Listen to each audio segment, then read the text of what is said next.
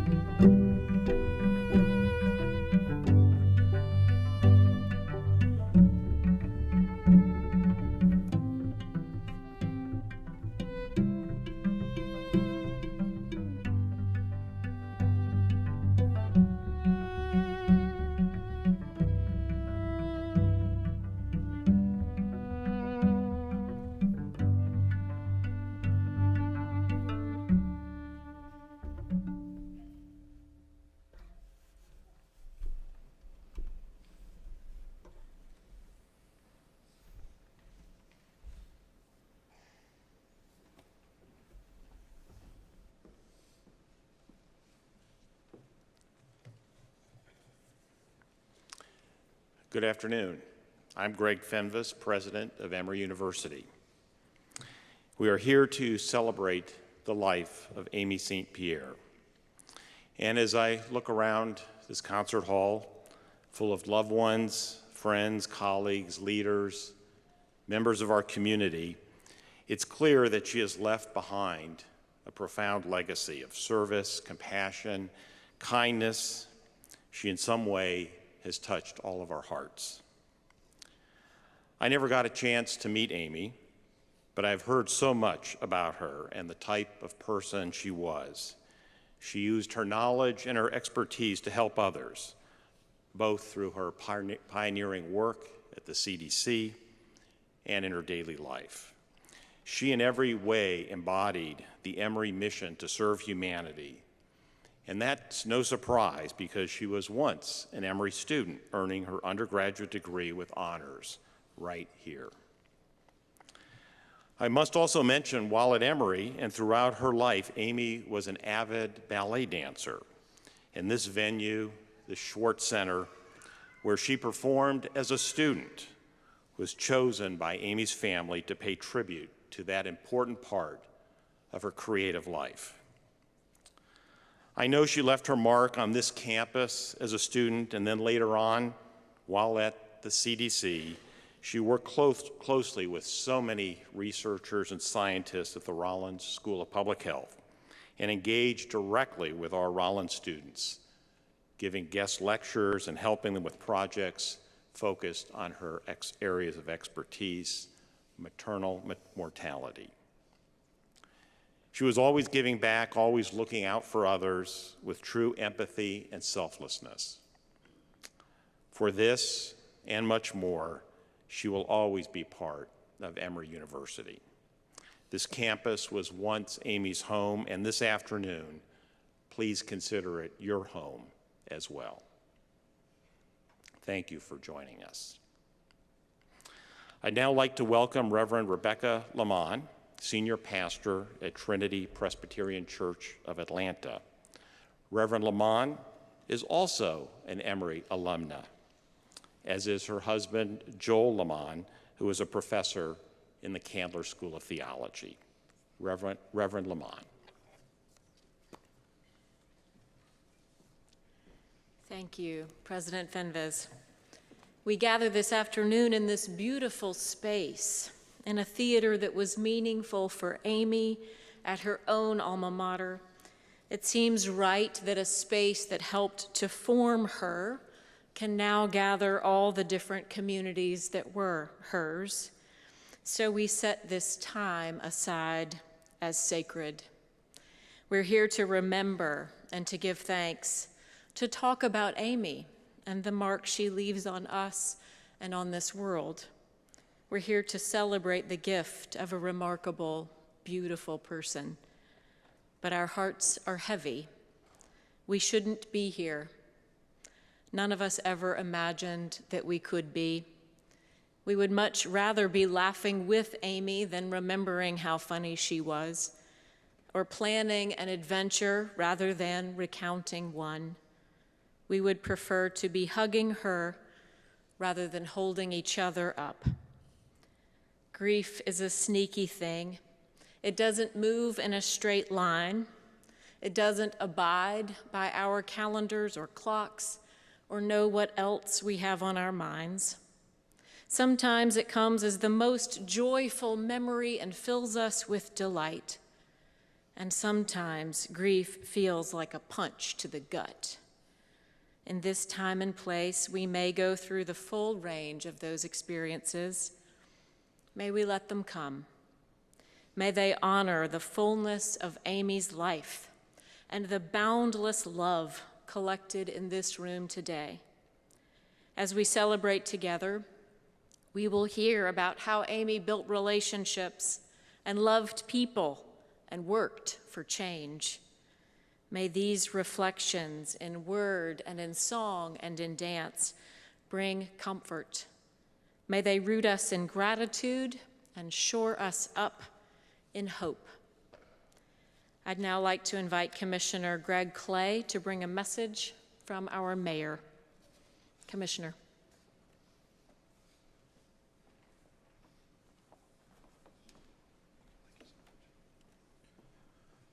Good afternoon, everyone.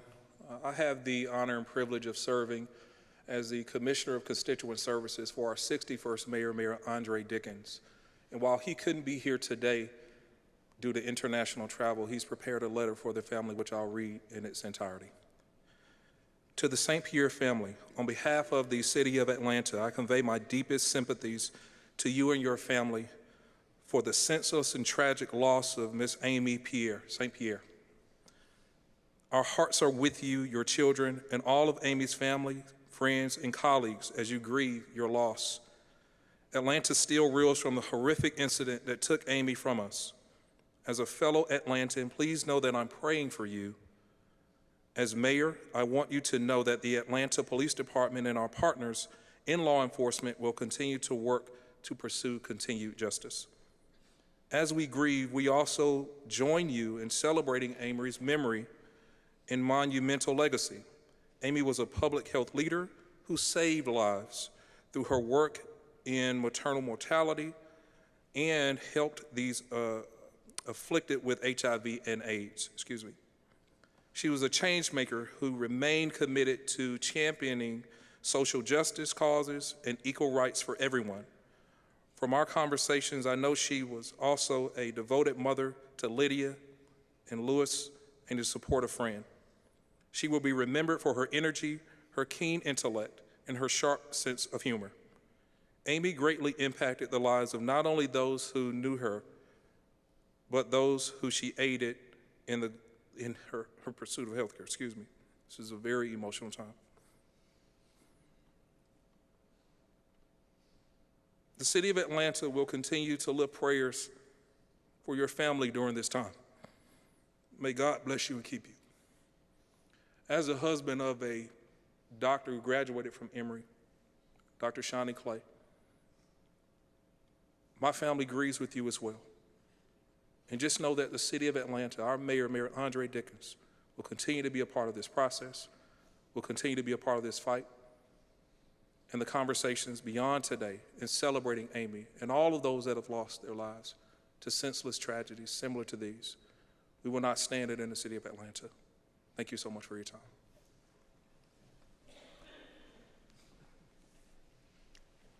Thank you, Commissioner. Our United States Senator, Reverend Raphael Warnock, has also sent words of support to this gathering, and I share those with you now. May 12, 2023, to all who have gathered to celebrate the life of Amy St. Pierre. As family, friends, and other loved ones gather to celebrate the life of Amy St. Pierre, may the memory of her indomitable spirit be a blessing during this solemn time.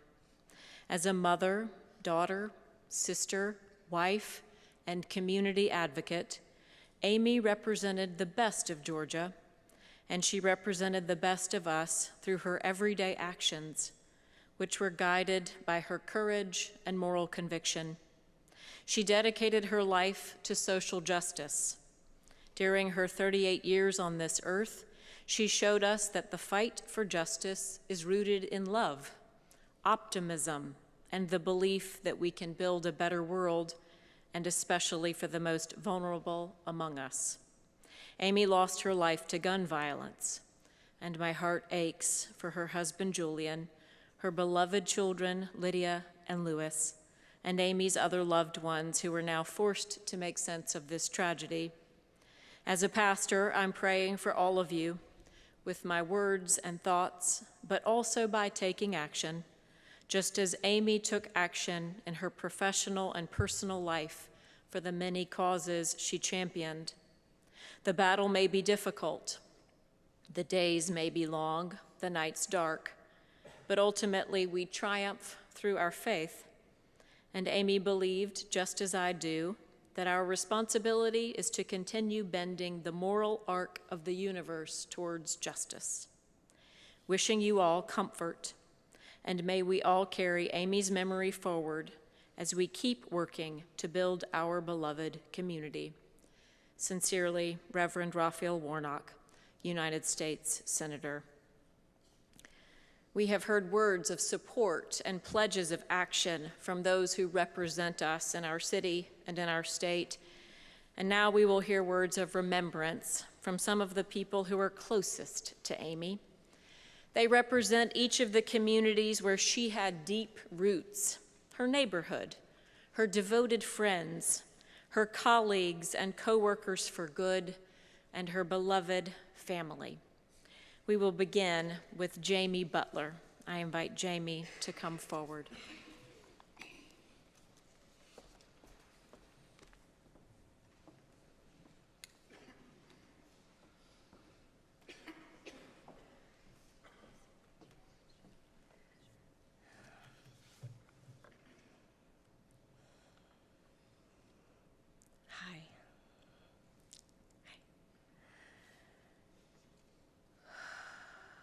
Need those few seconds right there, as I think many of us do.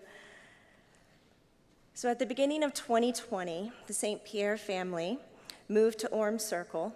And just to remind you, that was just before quarantine, which is like going to summer camp with someone for one summer and then end up being besties for a lifelong. So we got really close, really fast.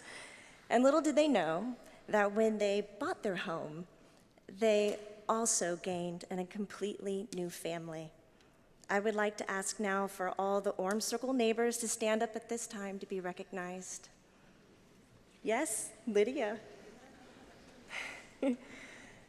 There they are. Stay standing for a second. Even though you're hearing my voice and watching me get through this, know that the words that I'm saying, the sentiment, the content, is coming from every voice standing up right now. Thank you. You can be seated.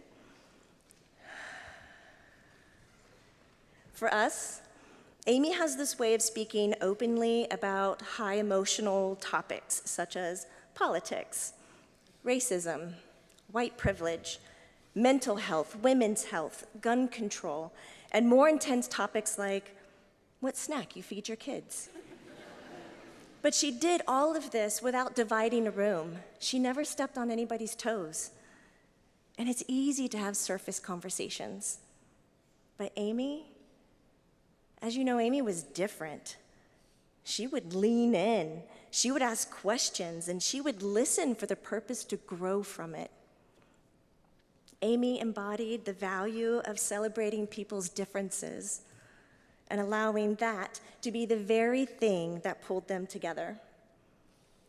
She provided the peace amidst the emotional chaos. In Amy's honor, not to put more on you, but in Amy's honor, we challenge you today to withhold your I'm sorries and to withhold your I'm sorry for your loss statements, but yet instead be brave enough to speak about the emotions that you're feeling, because these are the times that Amy would patiently wait for you to find your words, and then she would encourage you to do the hard work by speaking up. So let's give that to her today. Let this be the time that you put your breath behind the words, behind the emotions that you feel, and speak up, because this is not a time to be silent. We need a change in our community.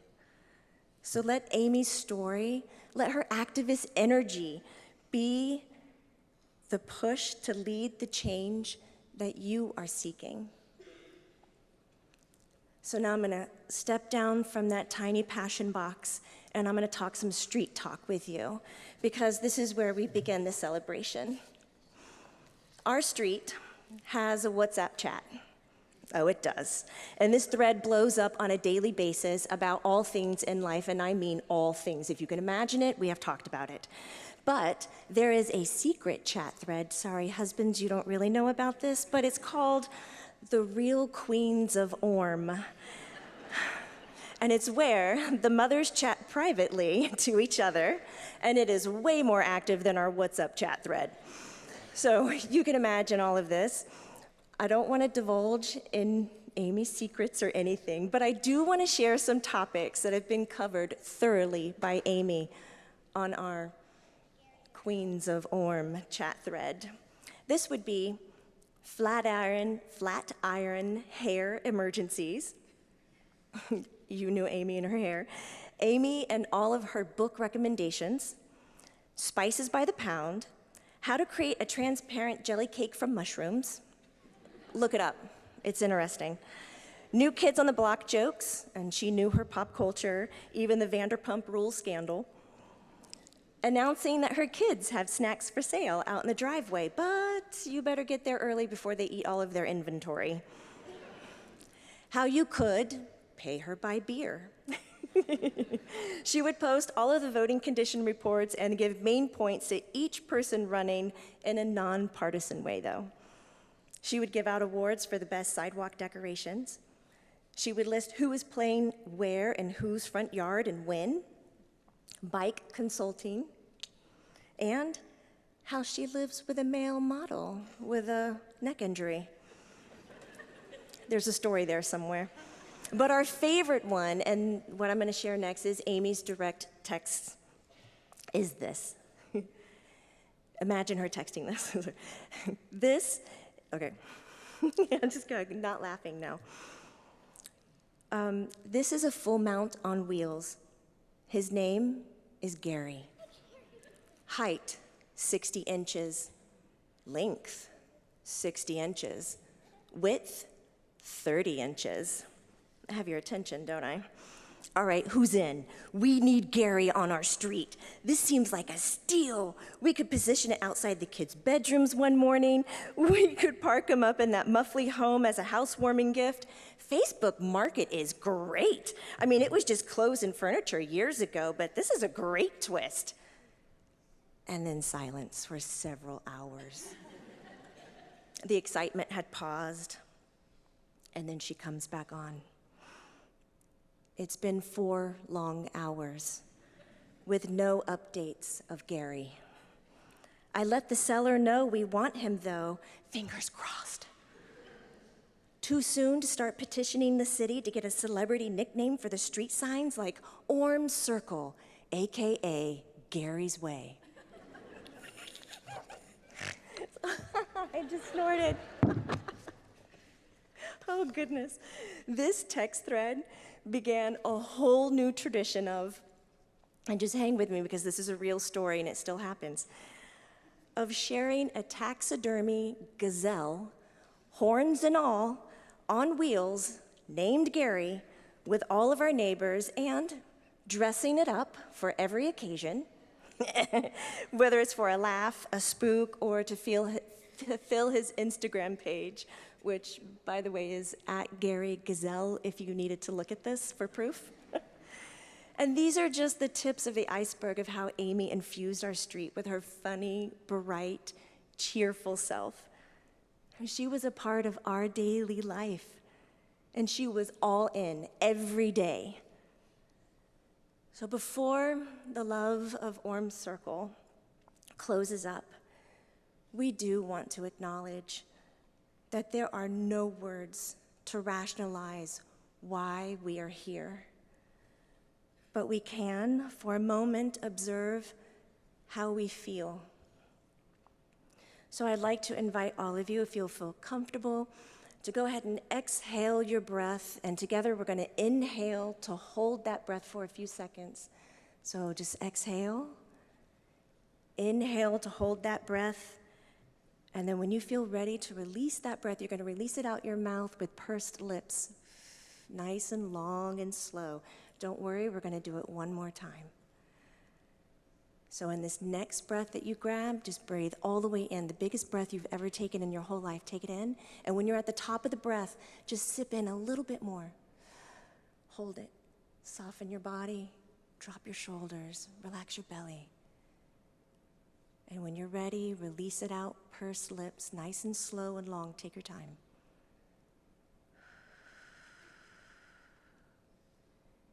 You feel that shift in your body? Maybe even in the room. It's a little more calm, or maybe a little bit more present. So take a moment. Take in all this love that is here. That's the common thread. The love and Amy. That feeling that you have right now, that's Amy. That's how it feels to be with Amy. She was the natural balm to our parasympathetic system.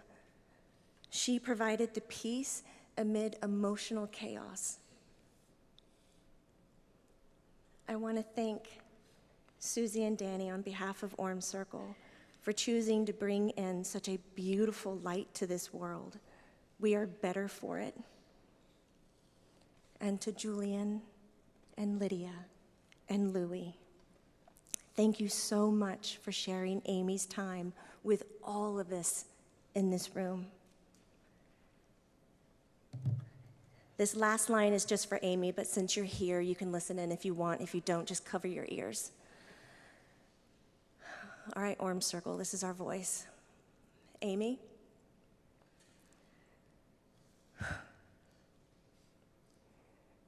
Thank you for teaching us that life can be both meaningful and full of light. Love thy neighbor, and we love you. Thank you.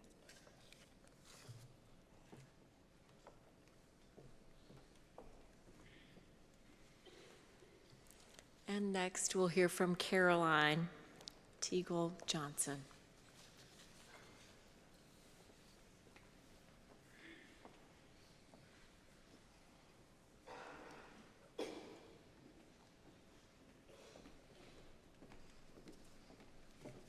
Oh, gosh, this is hard. It's a humbling experience to be standing in front of you today, but an overwhelming honor to be able to say some words about Amy. She and I first met when we were both in the 7th grade at Taylor Road Middle School. We got to know each other through another friend who lived near her in the Falls of Autry Mill. While that girl and I have long since lost touch, Amy would go on to be my closest friend, the maid of honor in my wedding, and one of the most important and impactful people in my life. She was my first friend to have her driver's license and her own car. Frequently, there'd be a 32-ounce mega mug of Diet Coke in the center console, and she'd invariably have to move 3 sweaters and 4 tote bags off the passenger seat so you could get in. She'd toss them in the back, and we'd be on our way to wherever we were going. Many of my teenage hours were spent in her dark blue Volkswagen Jetta, heading south on Georgia 400, and listening to Ween at a respectable volume, because Amy loathed loud music in cars. We went to a lot of concerts with our friends: Music Midtown, Harvest Fest, Fish, the String Cheese Incident. Or sometimes we just drive somewhere random to meet up with our friends who went to Milton and Roswell, to loiter like your typical teenage miscreants doing silly things for a laugh. Yet even in those days, Amy possessed a maturity, intelligence, and poise beyond her peers. We all admired these qualities in her and would have found her intimidating had she not also been so down to earth. Amy was as funny, self-deprecating, and unpretentious as they come. She was a quick-witted master of conversational humor and a virtuosic writer of letters and emails.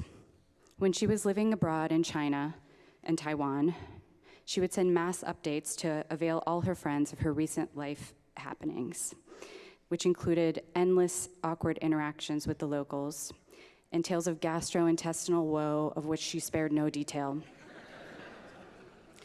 Our friend Melissa's email address was somehow misspelled in her contacts, so a woman in England who was the true owner of mellyb@gmail.com was an unwitting recipient of all of this correspondence from the East. The woman later outed herself to Amy as receiving the emails by mistake, but asked if she could stay on the distro anyway. She was gentle and dignified in every area of life, and guided by her unimpeachable principles and sound judgment when it came to doing what was right. And yet, she was never too honorable to share with me a penchant for celebrity gossip. The only 2 places I've ever seen a hard copy of People magazine are at my dentist's waiting room and at Amy's house. She was a loyal subscriber for years, and we'd always hash out the latest scandal du jour together. Beyond the stars, she had an otherworldly ability to keep up with the life events of almost every person she's ever met. There's hardly a time I visited her that she didn't ask if I remembered so-and-so from middle or high school. Usually I didn't, but Amy did, so she'd catch me up on the latest events of their life anyway. Amy's life was filled with accomplishments and adventure. That she had malaria not once but twice should tell you everything you need to know about how far she sought to step outside the comfort of her suburban upbringing. I'll never forget going to Chinatown together on one of her visits to New York. She scoured the neighborhood signage looking for a very specific regional cuisine she was craving. And when she finally found it, she ordered off-the-menu dishes for us in what sounded to me like fluent Mandarin. She insisted it was a little stiff and clunky, but it made no difference to me. I was blown away by her. Later, she'd settle happily into marriage to Julian and motherhood, a demanding career, and community involvement and activism. In spite of everything she had going on, she had a boundless capacity to care genuinely for other people. She was a masterful cultivator and keeper of friendships. She, Desiree, Aaron, Melissa, and I had a group text thread. This is a theme I'm noticing. That began in September of 2015, shortly after Amy gave birth to Lydia. Through this, she was a daily presence in our lives. And looking back through almost 8 years' worth of messages, she jumps off of the screen. I see her struggling to return to the office after maternity leave, being offered her position with the CDC, finding out she was pregnant with Lewis, offering wisdom, encouragement, and thoughtful advice when asked. There are also tons and tons of jokes, all of them hilarious, and when I tell you, not even one of them that I could repeat up here. So you have to come and find me afterwards. Some of my most joyful memories of the past decade center around Amy. A friend trip to Baltimore to visit Desiree and Natanya, her bachelorette trip on Pawleys Island, her wedding, her baby shower, or recently the trip that she, Desiree, Aaron, Melissa, and I took to Portugal in March of this year. The trip was Amy's gift to us, and I'll treasure those hours spent gathered around the living room of our Airbnb, just eating snacks and talking about our lives after the day's sightseeing was done. I'm so grateful that we had that time with her. In the spirit of who Amy was as a friend, I'd like to call on all of us to stay connected in her memory, to check in more often, and make an effort to stay up to date with what's going on in each other's lives. And most importantly, to continue in the years ahead to surround her parents, her brothers, and especially Julian, Lydia, and Lewis with the profound love that she engendered in all of us. They're going to need us. And that's the most meaningful way I can think of to honor the legacy of our beautiful friend.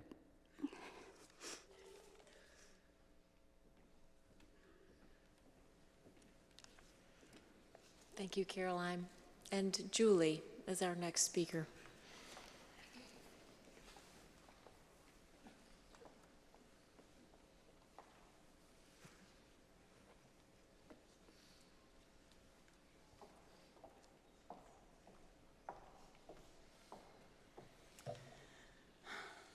Hi, my name is Julie Zaharados. I'm here to give Amy her flowers, not only as a brilliant teammate, but as a dear friend. I speak for the rest of the CDC maternal mortality prevention team family when I say we cannot begin to express our devastation over Amy's death. She drove us to be good and to strive for equity and outcomes for all pregnant and postpartum people. Amy's work was movement building, incremental changes today, building toward major impact for years to come. And Amy had an orientation to the work, a way of working that focused on individual people and partnerships to make the most impactful change. Amy was truly exceptional, and she inspired others to achieve more than they imagined possible. Her ready willingness to assist others embodied the very spirit of commitment to public service. So our team is one of those places where people want to work. And I know that sounds weird, right? And when I tell you how great and connected our team is, I'm telling you about Amy because she made it so. She built connections across this great big agency. And whenever I went anywhere with her, I felt like she knew all 10,000 people at CDC. I swear. Amy relentlessly paid attention to how the CDC bureaucracy functioned and persistently demanded we all make it better. Her loss has been felt across CDC, many of you here today, and even those who didn't know her grieve for her. To shine a light on this, I'll share a few words from Amy's memorial article that was distributed agency-wide. So Amy was our team deputy and driving force. She was articulate, composed, professional, always encouraging others to answer the hard questions and do hard things. She was a mentor and made sure everyone felt welcome. She tackled management tasks with fresh eyes, kept the team organized. She wrangled the federal acquisition machinery with poise, and it is really hard, I promise you, it's really hard. And she did it with humor, kindness, and grace, patience, infinite patience. Amy was a true Atlanta local who was very active. Among many amazing things, she fostered and adopted dogs. She commuted by bicycle. She danced ballet. She swam in the wee hours of the morning. She participated in book club. She dedicated her life to positive change and social justice. We who worked closely with Amy knew she was special, truly the best of the best, as Danny and Susie said in the statement. And still, we are overwhelmed by the outpouring of messages from health department staff from across the country, across CDC and other federal agencies, and leaders of clinical and health equity organizations. Her impacts are far-reaching and will be lasting. Here is just one example. The Pacific Island Health Officers Association will name their new fellowship in her honor, the one that she helped build. Here's what they said. For us here in the Pacific, she has left a legacy to continue her good work to address maternal and child health in highly vulnerable populations. We are determined and proud to continue her legacy by naming a new Pacific Public Health Fellowship program that she helped build, the Amy St. Pierre Maternal and Child Health Fellowship, in honor of her memory and legacy.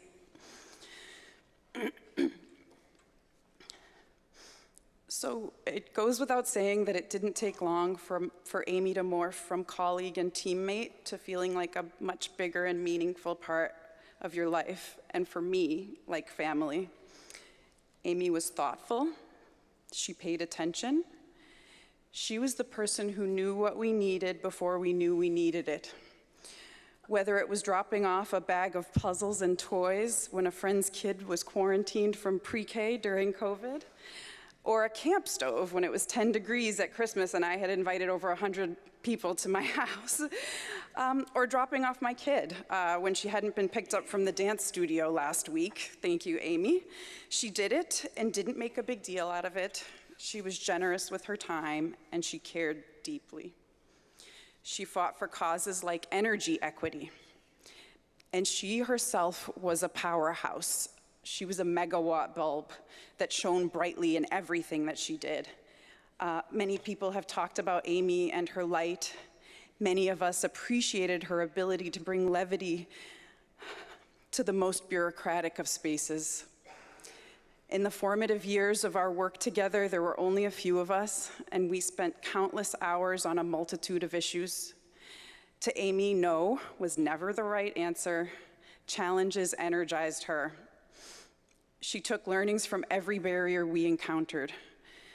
So when we started, there were just a handful of states using our data system, and now it is national. Tribes, territories, freely associated states are engaged with it. Her creative, resourceful, innovative, and strategic actions allowed us to achieve performance objectives that would otherwise be considered too difficult. Amy had a clarity of purpose and being in both her words and actions. Amy was informed and knowledgeable. She was always making book recommendations or sharing an article to read. She was constantly learning, teaching, guiding, and leading us optimistically to look to the future. She had a confidence and a way to bring people together with purpose and care to accomplish a task and to share space. Throughout this horrible time, I've thought to myself multiple times, Amy would know what to do. I wanted her to read this, but I mean, I expect her to just walk around the corner and come in for a chat. And she would always share the best things. Lydia and Louie, your mom loves it when you score enough points for parent pie in the face day. Send photos. Lydia, she loves how you read. She loves how you think. She loves how you leave Post-it notes around the house. Louie, she told me all about your birthday at the Orem playground and cracking open the dino eggs. You all have so many fun adventures camping, and even made the paper throwing colorful powder for Holi and the rally for the forest. Yeah, you were in the paper, both of you. I saw you. You had the green powder all over you, yeah. Julian, I have heard so many stories.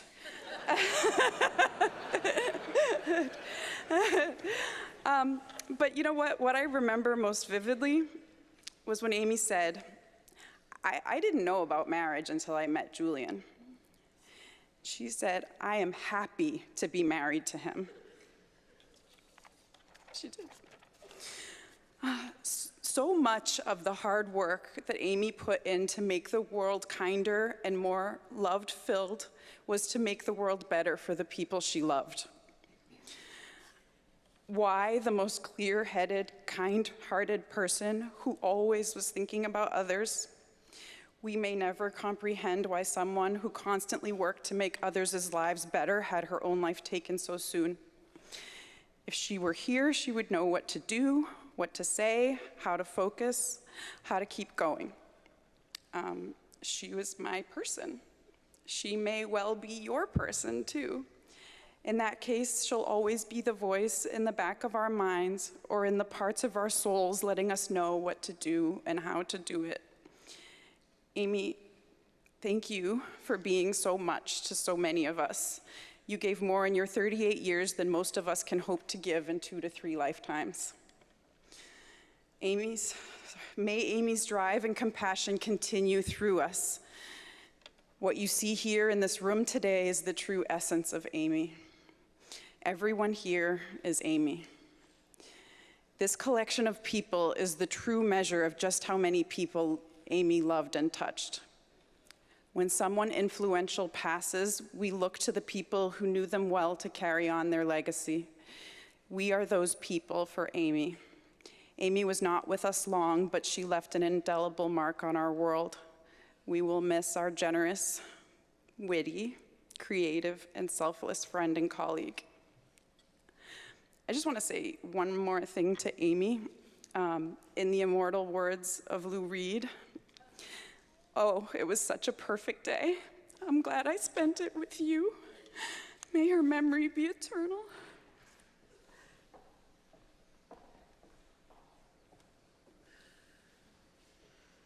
And finally, Amy's Aunt Susan and Uncle David.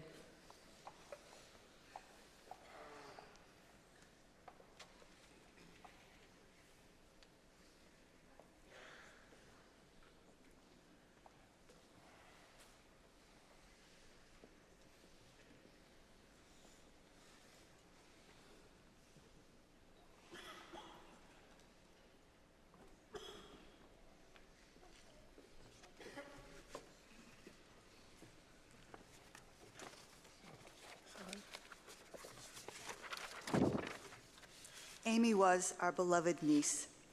She was someone you would say was beautiful, inside and out. Amy was brilliant, yet modest and unassuming. Loved, admired, and adored by so many. We watched her grow from the little girl with a heart-melting smile and food palette of only chicken fingers and French fries, to a young woman with purpose and conviction who traveled the globe with a sense of wonder. Then on to becoming a loving wife of Julian and nurturing mom of 2 beautiful children, Lydia and Louis. Throughout her life, Amy was a devoted daughter, sister, and friend to countless others. We were in awe of the way she moved through this world. She was, in a word, remarkable. With the greatest of respect and admiration, we marveled at her, curiosity and love of learning, her zest for life and new adventures, as evidenced by the stamps that adorned her passport. Although we must be honest, we still cannot comprehend her fondness for camping. Her determination and passion for helping others and giving back, her fierce commitment to her work and its far-reaching impact, her unapologetic appreciation for for People magazine, something all three of us shared.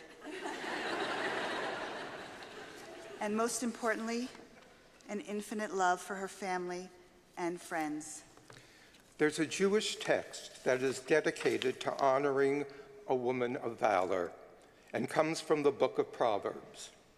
We would like to share a poem which is a modern interpretation of this ancient proverb and captures the essence of Amy Wald St. Pierre. A woman of valor makes the world change. Her strength is the content that guides through the days, defined by her actions that bring light to all dreams. Valor is something that's defined by her deeds. Her valor is golden, sparkled, and stunning. She stands up to any challenge, no matter the way. It can't be held back or defined by her age. Yes, a woman of valor makes the world change. For valor is not held by the young or the old, but by the deeds of the heart that give and unfold.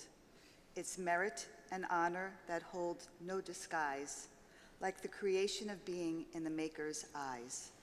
For valor is the color of the song of her soul as she changes, creates, and turns light into gold. Divine is her presence, be it joyous or sad. A woman of valor offers all that she has. For only her heart will know the depths of her soul that nurtures and blossoms and forever unfolds and holds in its essence new life and new gain. Yes, a woman of valor makes the world change. May her memory always be a blessing. We love you forever, Amy.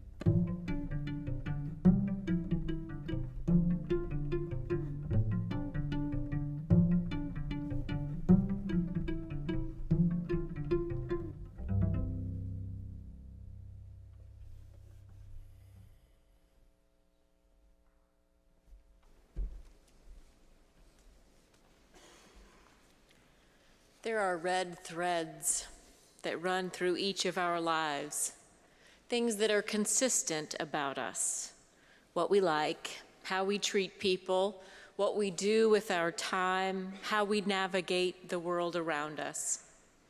For some people, it takes a long time to see the threads. Sometimes we can only see the values someone holds when we look back. Sometimes they aren't clear for years and years and years. But that was not the case with Amy. It did not take decades for her to figure out who she was and what was important to her. I didn't have the good fortune to know Amy, but I've had the privilege of getting to know her this week through the eyes of the people who love her the very most. As I listened to her family talk about her, and today listening to her friends and colleagues, there are such clear red threads that tie all the parts of her life together. I can see them, and I know you can too, these values that shine out of Amy's life. In 38 years, far too few to be sure, she left no time wasted. Amy knew who she was, and you all knew too. She knew what she was passionate about, and you all knew too. She knew how much she loved her family and treasured you. She knew how people, all people, should be treated, how their lives should be made better by sharing time and talent and treasure. And she knew that if she believed the world could be better, she had the responsibility to make it so. As we've just heard from her family and friends and colleagues, Amy lived these values all the time, in the big ways and in the small matters of the day-to-day, especially on text threads, as it turns out. She was the same in any context, so we don't have to wonder what mattered to her. We don't have to guess at what she believed.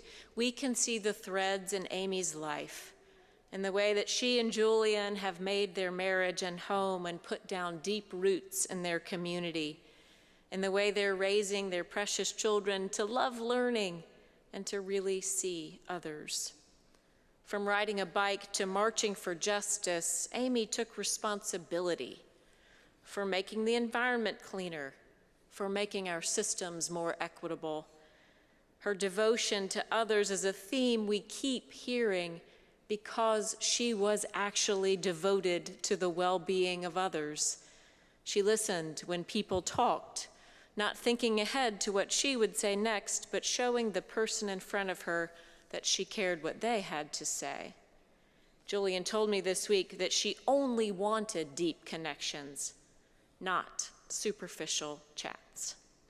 When she traveled, she tried to learn a place and know its people. She wanted her life to reflect the value of equity, so she worked tirelessly to improve maternal mortality and to touch its roots in systemic racism and generational poverty. She used her resources to create resources for others. If only our world were full of people whose red threads are devotion to others, love of family, curiosity, humor, and commitment to justice.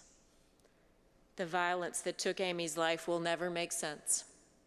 There is nothing sensible or understandable about it. But that violence is not Amy's story. As much as we all hate it, that violence cannot change or tarnish or cancel the love Amy showed or the life she lived. Amy's life is now, has always been, and will always be a gift, one that blessed each of you and more people watching, a life that blessed people who didn't even know Amy, people who have more opportunity and better chances at health because of her work, a life that blesses people who have read about her in the last 10 days and are giving thanks for her from afar. Even while we lament that it was too short, we celebrate this gift of life. We pledge together to remember it, to honor it. we see the grace that has been woven into our lives because of Amy, and the chance we have as a community to offer each other that grace now. We will keep talking about Amy. We will stick with the Walds and the St. Pierres, even if you're tired of us. We will keep telling her story and celebrating her goodness. And we will take responsibility for making this world better, just as she did. Cleaner, healthier, safer, more loving, more just, more peaceful. As we turn over the tapestries of our own lives, may we see the red threads that connect us to these values and to this remarkable woman we remember today. May it be so.